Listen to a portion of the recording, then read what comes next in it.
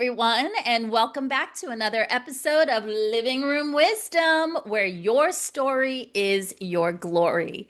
I couldn't be more thrilled to welcome my guest today. She's my soul sister that I've never met in person, but we've just been on multiple platforms and summits together. Her name is G, not J, Kayla G.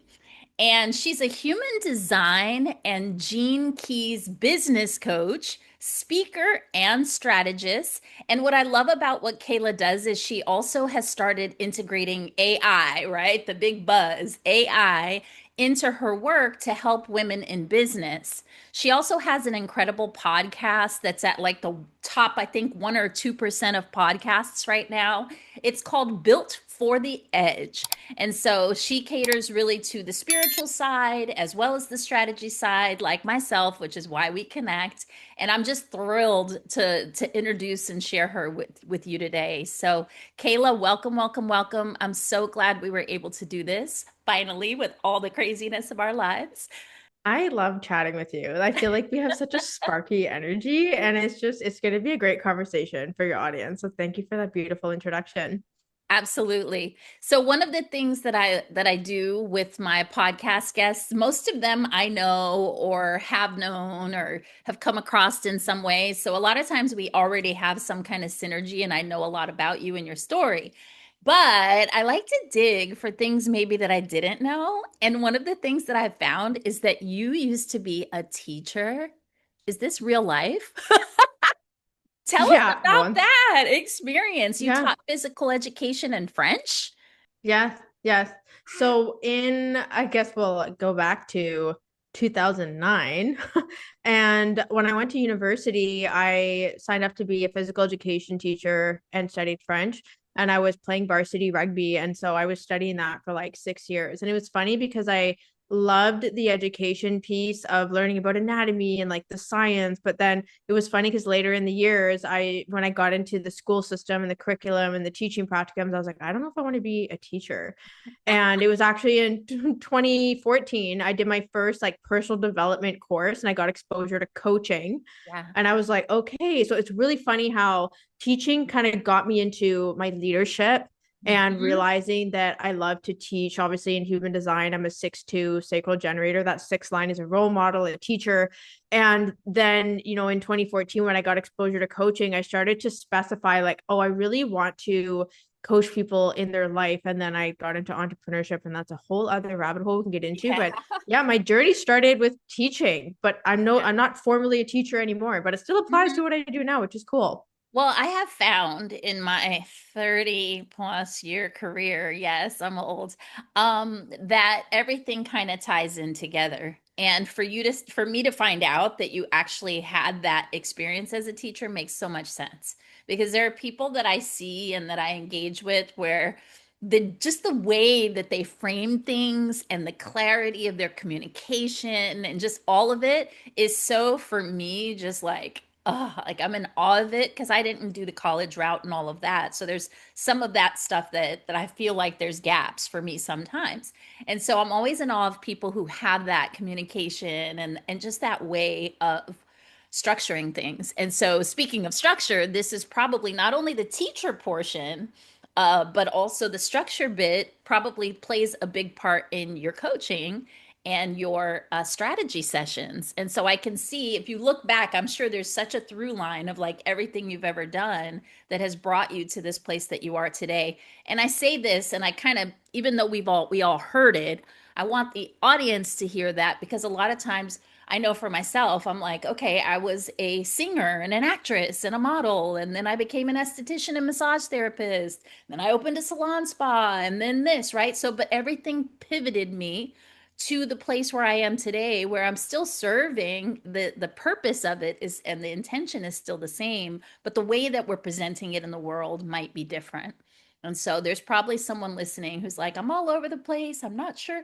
No, it's probably a through line of your purpose in there. So, Yeah. with that said, I didn't mean to be that long winded with it, but I got excited. I know that there was a point where you experienced burnout. And was that during your teaching time, or was that when you had stepped more into like the coaching space. Tell us a little bit more about that. Yeah, I think I've actually been on a roller coaster burnout for a very long time, but Mm, it hasn't been a burnout going downwards into the dumps. It's been a burnout of, okay, this isn't it, and then figuring it out and then yeah, upping my standards. And it's been a roller coaster. And I think love that it. that's just actually, it's kind of hilarious. If I wrote this back into the Gene Keys, one of a big player in my chart is turbulence Mm, and humanity and compassion. So it's like, yeah, I have a lot of turbulence in my life, but I can ride it pretty well.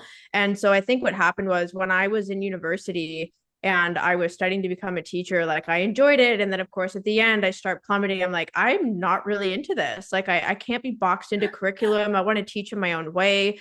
And then so I taught for a year after I moved to China and I was teaching there for a year, living in a foreign country. I was like wild. And I traveled around Asia. I went to Korea and Thailand and Hong Kong. And then when I moved to Toronto in 2016 and I started a personal training business because I wanted to stay in the fitness realm, but I was like, okay, coaching, let me like get more specific with coaching one-on-one. And so I started a personal training business for 3 years downtown Toronto in the financial district.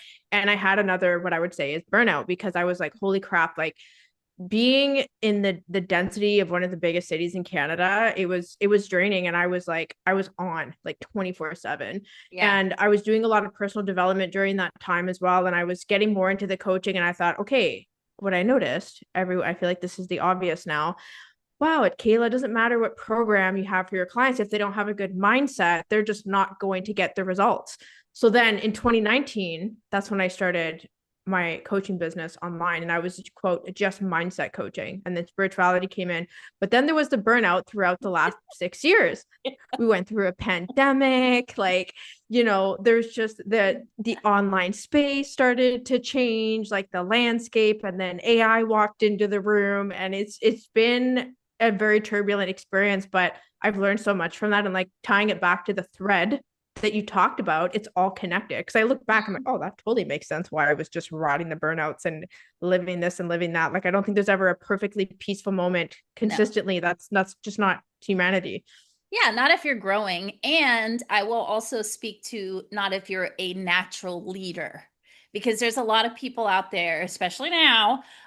You mentioned the online space. There's a lot of people out there acting like presenting themselves and performing outwardly as leaders, but then there's those that have been chosen. And I know for myself that a lot of us that have been chosen for leadership, who are natural leaders, a lot of times we're doing this like kicking and screaming. There's so much resistance. We're like, oh, we don't want to be a leader, right? What does that even mean? But the fact that you continuously lean in, I feel like that is part of one of the traits of an actual natural born leader is that we're constantly evolving, we're constantly growing, we're always leaning into fears, discomforts, new challenges. And it's not because we're trying to prove something, it's just like how we're designed, right? And we're so freaking connected. I was trying not to laugh my ass off when you were just talking because a lot of times when I'm doing my preparation for my podcasts, I literally dream about y'all. Like I'm like tapped into your energy and I'm like going through the conversation in my head. So I woke up this morning not knowing why, hymning this little song in the shower where it was rise, pause, realign, pivot, rise, pause, realign, pivot. And then here you literally were just telling me the story of that that's how you live your life. It's also how I live mine. So Oh my gosh. it's freaking hilarious. It's always, and I've got chills because every single person I have a conversation with, whether it's virtually or in person for my podcast, I think that's why I'm so obsessed with this new season. I don't want to call it a season anymore. I had done seasons previously. Now it'll just be continuous, but I think just the alignment, the timing, these messages that our listeners need to hear is just so freaking powerful in this moment. So with that, we keep referencing the gene keys. So I'd like for you to share for those who have not heard about human design or gene keys. And it's like so vast, but if you could just make it super concise and easy to understand so that they can kind of catch up with us in the conversation, that'd be great. Yeah, and I think this actually ties in beautifully, just kind of continue the trend of like I'm talking about burnout and how I started my online business. So we're at 2019 now. fast forward to about 2020 during the pandemic is when I first got exposed to human design. And then I learned about the gene keys. And in 2021 is when I dove deep into it. And then, I mean, long story short, is how I brought it into being a business coach over Yeah. the last couple of years. So, human design and gene keys, I'll start with human design. Human design was downloaded by Ra, who is no longer with us, but he has synthesized systems together like astrology, the chakra system, the Kabbalah tree, the I Ching. And he brought this together into, use your birth information. So let's say your birth date, time, location. Yes, you need it to be precise. And you can just, if you're like, I want to look my chart up, you can go to Google, just type in, you can do, there's lots of different websites you can look it up. But basically, when you look up your birth information, because he synthesized these systems together, you will get a body graph. And you're going to look at it and you're going to say, WTF, what is this? But these body graphs, there's 5 different types. You have your own profile. So I referred to being a 6-2 earlier. I'm a generator. There's manifestors, projectors, manifesting generators, reflectors. And basically this gives you a blueprint on how you're energetically designed to move in the world and how you're designed to make decisions. And so I use this as a tool to support entrepreneurs and how they can scale their business and come back to themselves. And what I love is that this energetic imprinting is from the moment that you're born. Therefore, it's not like you are, I guess, learning anything new about yourself. You're actually remembering who the fuck you are. Mm-hmm. And so Mm-hmm. then people are like, well, what are the gene keys? So the gene keys were created by Richard Rudd, who used to work with Ra, and they share similar systems. They share the I Ching and astrology. So the I Ching is specifically, it's a Chinese divination text. It's like, you'll see there's 64 numbers. They are the 64 streams of human consciousness. And it's a Wow. tool for really looking at your emotional and energetic experience through life. And it's a lot more fluid and feminine, and it's less structured than human design. So I love to use the I Ching and the astrology of the gene keys to really support people with contemplating how they're showing up in their leadership in business. And then you use the human design for how you're taking action. So this is like super woo woo, Yeah. but I'm also incredibly Love it. strategic. Like, let's talk SEO and like landing pages and sales strategies and launch. Like, I love all of it. Yes. But that's how I bring in human design and gene keys into the work that I do and why I love using it as a tool. It's so juicy. And the one thing, because I am familiar with human design and because I am familiar with the gene keys on a very superficial level, by the way. But it just the little bit that I have learned and adapted has changed so much for me because you're right. It reawakens you to yourself. You remember who you really are. Those times where you were like pushing and forcing, and then you learn your human design and your gene keys, and you're like, oh, well, that's why I'm so exhausted, or that's why I'm not getting results because I'm not made to be performing in this way. So I find it so powerful. But what I really love about you is the fact how seamlessly you actually integrate the spiritual and the strategy that like lights me up, turns me on. I'm such a sapiosexual. Like I love being around smart people. And one of my main questions to you is like, we all have 24 hours in a day. Human design is a rabbit hole. Gene keys is a rabbit hole. Business strategy is a rabbit hole. How the fuck do you have time? Like, how do you know all this? Like, I need to know the inner workings of your brain. Oh my gosh. This is a great question. I think that the biggest thing, okay, well, a couple of things. First Yeah. thing is human design and gene keys. It's not like you read a book, okay, done, like cover to cover, I know No. everything. It is literally a lifelong contemplation of continuing to unfurl and have different perspectives, experiences. Every time you have a conversation with someone about your human design and gene keys, like that's going to be an ignition into a new way of seeing it and experiencing it. And so I think for me is I just decided when I started learning about it back in 2020, 2021, I was like, okay, well, I'm just going to, take a bite of the sandwich every day and say that's enough. Mhm. And over time, it's compounded. And then, my kind of run with the metaphor here. It's like my body digested the sandwich and is like, oh, and this is how we're going to nourish your body. And here's how you can share about the flavors of the sandwich. And like, it just kind of took on a shape of its own. I think this is really meant to be the work that I share because the way that I Yes. connect the gene keys, especially to business, I've never seen anyone do that. It No. was like my brain just went there and created this connection.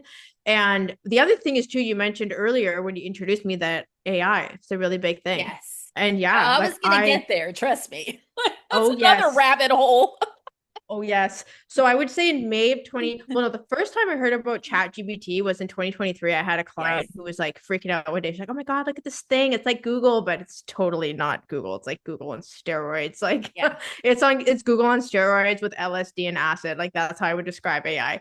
So I'm like, oh, this is interesting. So I start, playing with it, whatever. And then it was May of 2024. I don't know what happened, but it was like a switch went off my brain. I started paying for it. I started using it every single day.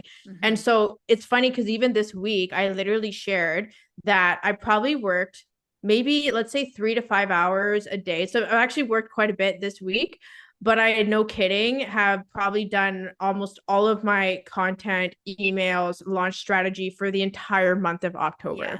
because Yes. I know how to use Chat GPT. So I'm working for 15 hours and I'm doing a month's load of work as a Mhm. solopreneur, which is insane. Yeah. So I bring all these things together and it's like my favorite playground. I love it. Oh my God, I just love the way I literally you're like my girl crush because I love the way your mind works. It's amazing. Wow. So, okay, so look, I got lost in your words. Hold on. I had a question, a very intelligent question. And that is, how do you support women who have a breakdown in I mean, I'm a real believer that life and business mirror each other, right? So, even though it might be a business breakdown because you're a business coach, what are some of the most common breakdowns? And do you just work with women? I always make that assumption, but like, Yeah. yeah, Well, it's funny because I try to be as neutral as I can in my language. Like I'll say entrepreneur, yeah, business owner, yeah. but I have more lately been saying women. I have actually worked with a couple men for Okay. sure, like long Mhm. term as well. But they just come in because they're drawn to my work and they're not Yes, phased by the gender pronouns that I yes, use. Right. And I'm right, like, I'm here for it. Like I care more about that connection. But I do literally 95% of the women that follow me are women entrepreneurs. Like it's people that follow me are women.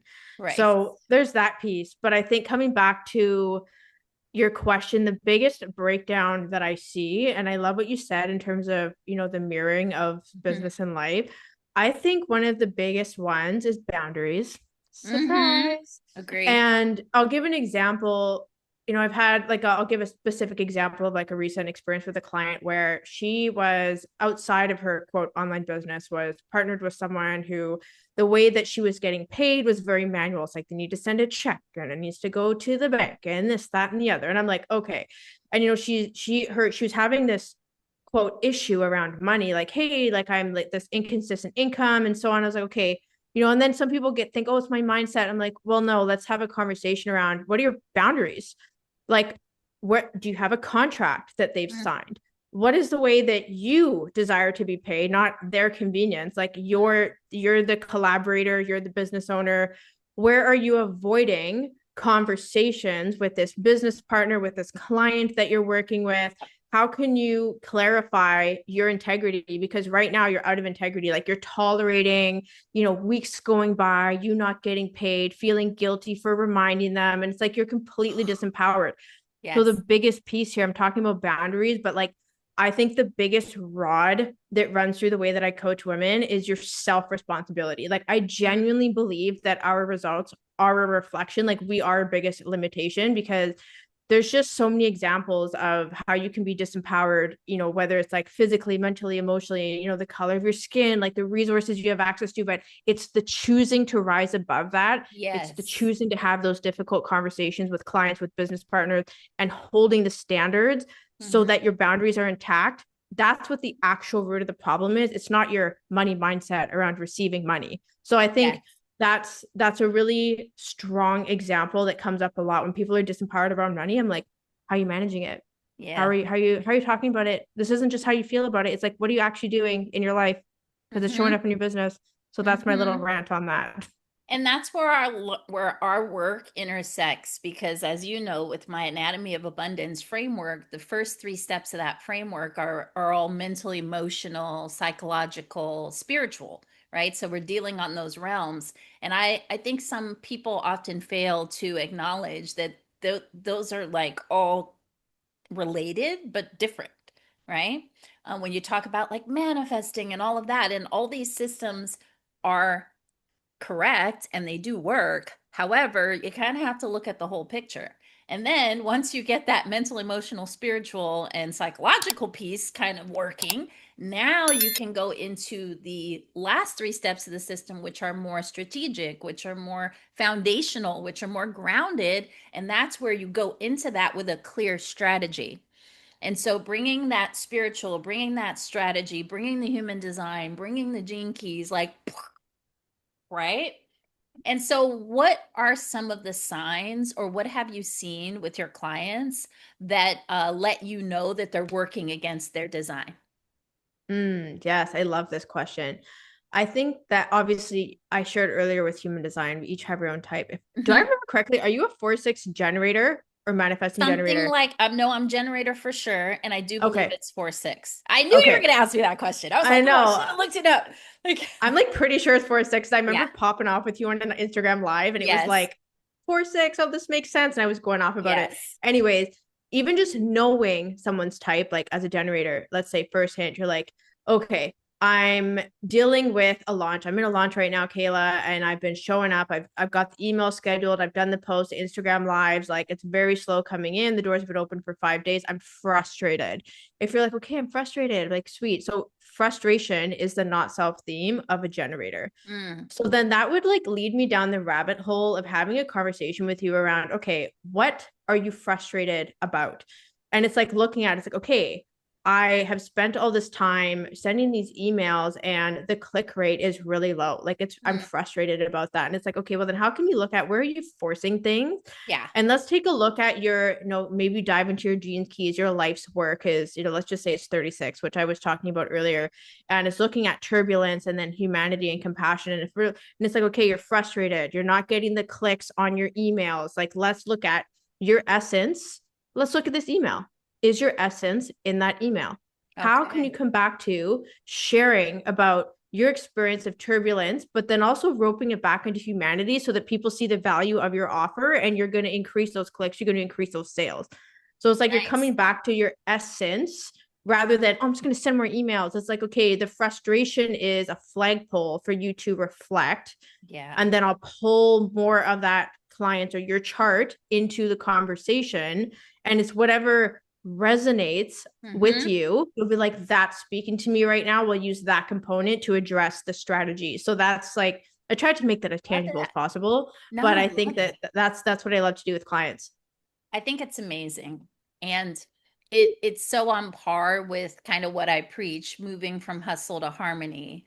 And what I heard you say is that based on your design, based on the truth of who you are in my language, having that clarity and then tweaking things to make sure that it's like you said, coming through in your essence, so that it's touching the people, reaching the people that are meant to resonate with you, right?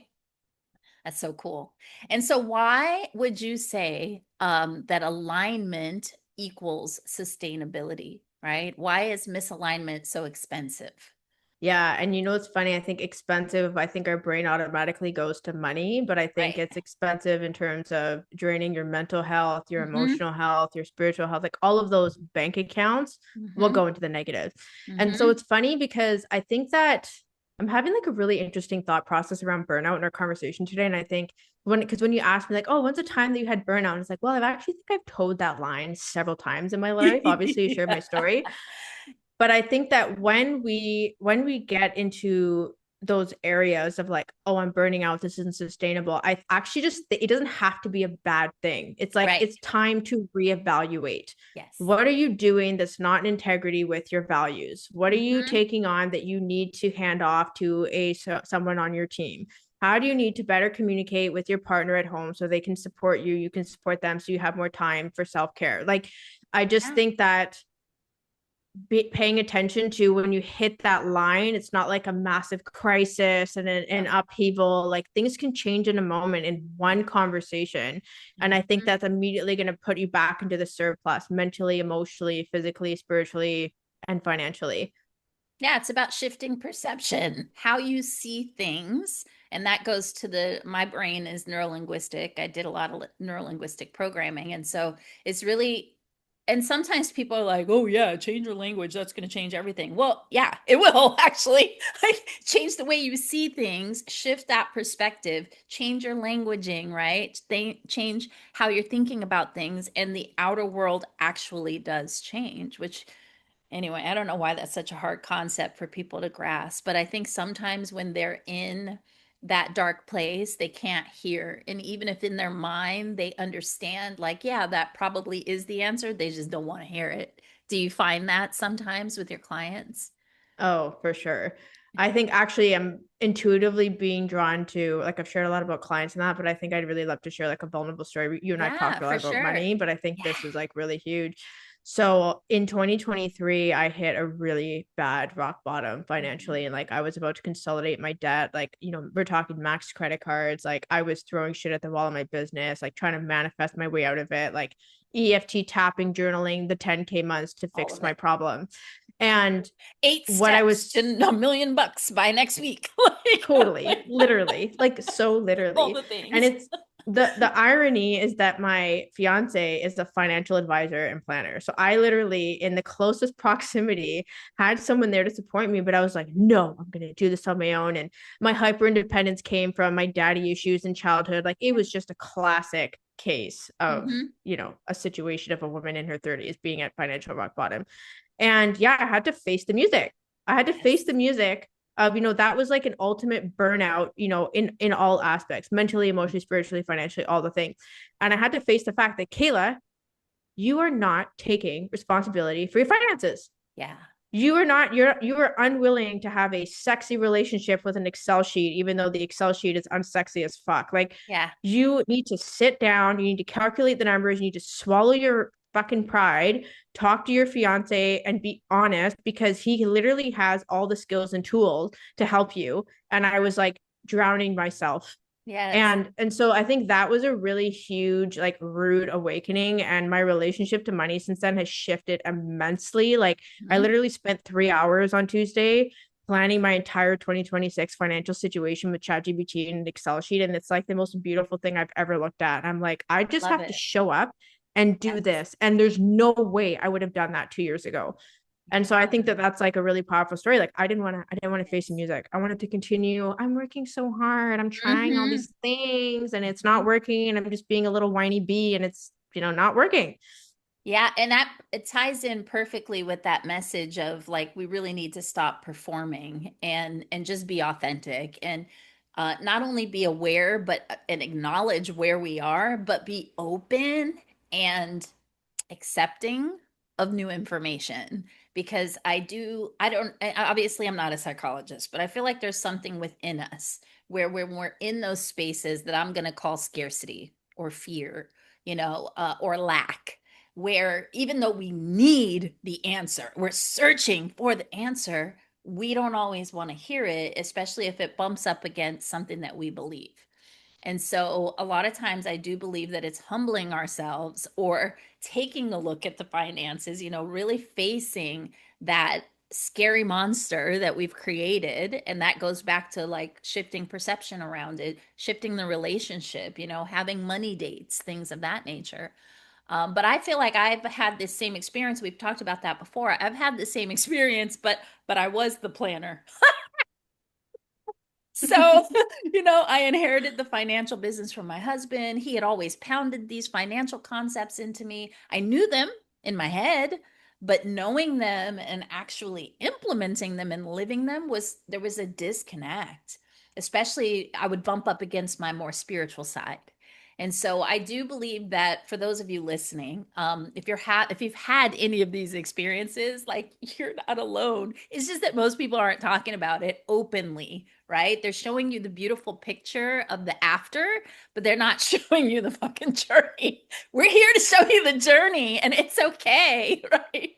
When you're ready, you will open yourself and you will lean in. I feel like even over the last like 3 to 6 months, I've had so many awarenesses around areas where I've been kind of closed off, where I thought I had it figured out. And I'm like, oh shit, you've been a little arrogant in this area. This is something you might need to look deeper into. And it feels good.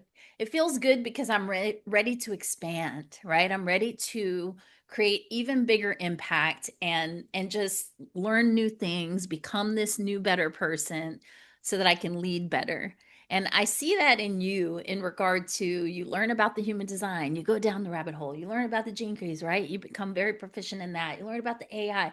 I use AI a lot too now. And man, anyway, that's a whole conversation in itself because it's so fun.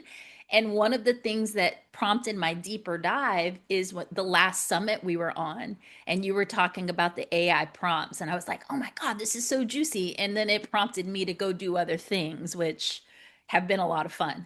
But what I want to do now as we start to like, because I know us, we could talk for hours, like so much fun.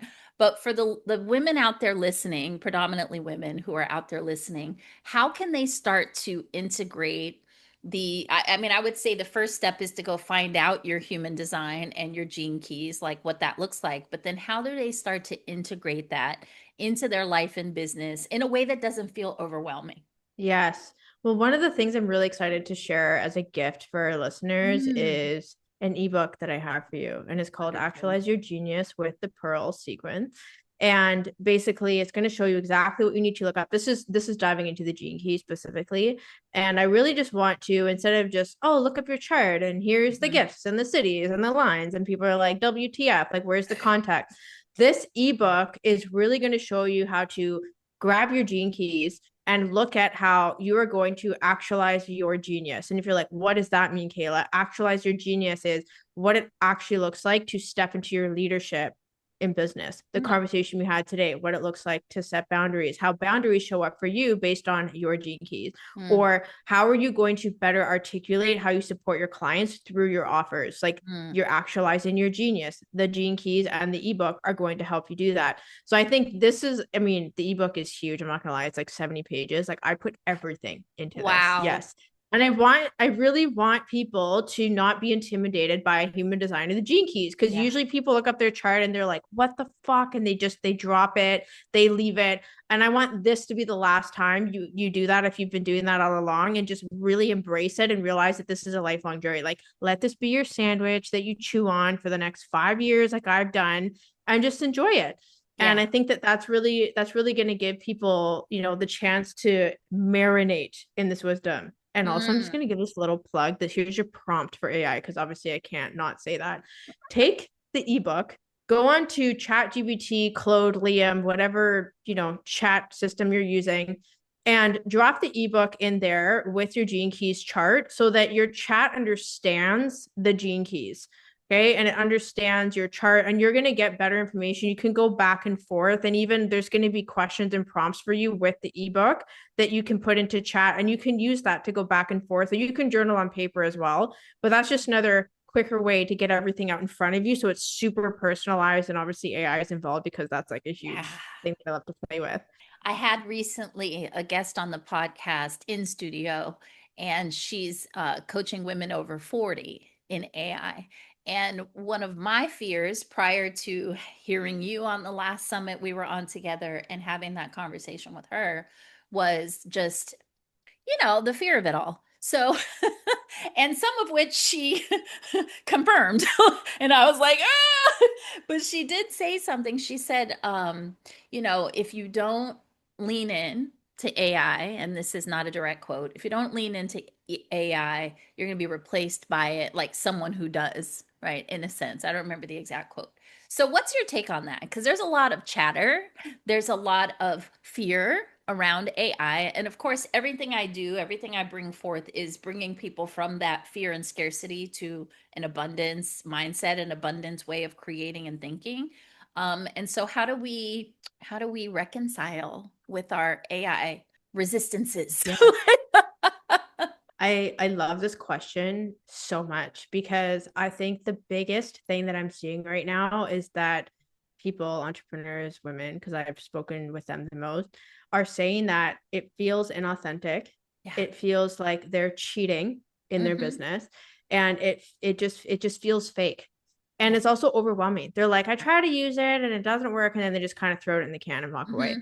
And for me, the way that I see it is I'm using it as a tool for optimization. Yeah. It's like, okay, it's already doing what I would have done by hand, but it does it faster Mm-hmm. so that I can actually, and this is the biggest thing that I'm promoting with I do things faster and with such high quality that I get more time to live my fucking life. So, so like I work 3 hours in a day, Yeah. and guess what? The afternoon, I'm like, cool. I just did like 3 days of work in three Yes. hours, and now I'm gonna go to the gym and I'm Yeah. gonna go and get ice cream and I'm gonna sit on the couch and watch Amazon Prime the summer I turned pretty and not feel bad about it. And so Yeah. I think that there is concern around, okay, well, what about the VAs and the copywriters, and if you're using it for that? And it's like, okay, but here's the thing, is that you can still have a VA, and it's actually going to be easier for them to do their job because they're using a system that sounds like you, so they can actually work more efficiently. Like, there's always going to be that need for that human connection. Like, I use so many different, GPTs depending on my courses with my clients, and like, do I ever fear that it's going to replace me as a coach? No, because we're having a conversation about how to use chat GPT. Oh, Yes. this is how you're launching and what you're selling and positioning the funnel. When you go into chat, here's how you're going to have a conversation about it. And so you still need that human intersection. And I don't Mm-hmm. think it's going to take over the world, because here's the thing, humans created AI in the first place. We get to Right. decide how we use it. And Yes. that's how I'm leveraging it. It's like optimizing what you're doing so that you can go and live more of your life. Because that's what I feel like I'm getting back as a solopreneur. I feel like I'm getting time back in my day so that I'm actually not working as much. Like, it's like mind blowing that people are freaking out about it, because I'm freaking Yeah. out about it, but I'm like cheesing about it because I'm so Yeah. excited. Yeah, I've been leaning into it more and more. And our minds work similarly where we're efficient and we're systemized. And so you mentioned earlier, like, oh, I took, 5 hours or whatever it was, and I did a month's worth of content. See, that's me. I schedule out one day a month where I sit down and I try to schedule out as much as I can because I want the intention and the themes and everything to be put out, in a way that is succinct and true, authentic. So I just think that's beautiful. It's stunning. I had another question and I was like, oh, I'm not going to ask another question, but I really wanted to ask the question, but now I don't remember the question. So apparently, Spirit is like, yeah, wrap it up, lady. I really wish I remembered that question, but it's all good. I just adore talking to you. I feel like I learned so much. There's that saying, iron sharpens iron. So every time we're in each other's presence, I feel like there's just more awareness and I learned something and it's fun. And so I guess the last thing I'll ask you is you said that you're a solopreneur. Well, you in chat for the most part. And so, how do you tap into community then? I mean, I know obviously virtually you have your podcast, you do a lot of summits and speaking stuff like I do. But as far as real connection, how do you create community?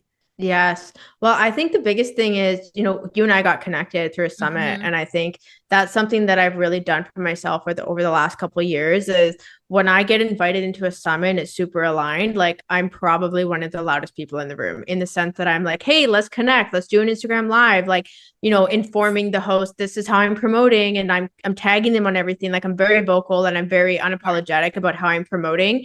And what happens is that helps me build a stronger connection with them, and they will refer me to other people who are hosting summits, doing collaborations, and so on. So, like last year, I got connected with a gal named Mel because I pitched myself to go on her channel. She then had me come on to a mastermind call that she was hosting, like, just Yeah. a, free resource, connected with 7 other people, ended up on so and so summit, who then connected me with so and so that I'm interviewing on my channel. Like, I think that's the biggest thing, is like the way I connect with people online. I have a very strong network. And Me I'm too. also in a Yeah. mastermind. I'm Hmm. in a mastermind, and this is a crazy thing. The coaches that I work with, there's 2 of them together, they're partners. They live in the same city as me. Mm. So So cool. that is a blessing, because a lot of the women, there's like almost 50 of us inside the mastermind, are local, like they're on Vancouver Island. And so, we have in-person events. We Mm. have obviously multiple calls. I'm in the mastermind. So I just have built a really solid in-person, network, and also online network. And then I also make sure that my social network, like my friends I go to the gym with, like 99% of them are not entrepreneurs. They don't know anything about Yeah, human design and gene keys. Like I kind of live this double life, but I like really it's nurture those perfect. relationships to Hmm. unplug from business. So that's how I thrive as a solopreneur. And like I have people come in, VAs and stuff that help me from time to Yeah. time, but that's really my experience. I love it. Thank you for sharing that. That was wonderful. And so, if I was to surmise this entire conversation, I heard self awareness, I heard willingness to learn new things, I heard consistency and commitment.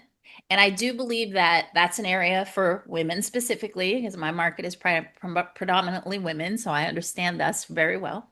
And that's an area where a lot of times, because of our capacity, right? And the invisible workloads that we carry, that we don't always have that consistency. And so, if you take nothing else from this podcast, this conversation today, I want you to really give some thought and some energy to where you might not being as consistent or as committed as you might need to be, because it's a game changer, right? Just those little actions. I think I heard you say jumping into one gene key. I think it was like per week over a period of time. And you string these little pieces of these little segments of time together and these little bits of knowledge, and look at you now. Like you're amazing.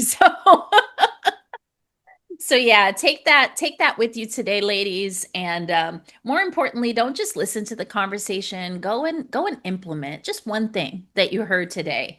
Download Kayla's ebook. Start to dive into that bit by bit, and just change your life, because we're in a season of audacity. We're in a season of asking for things that we may not even feel worthy of.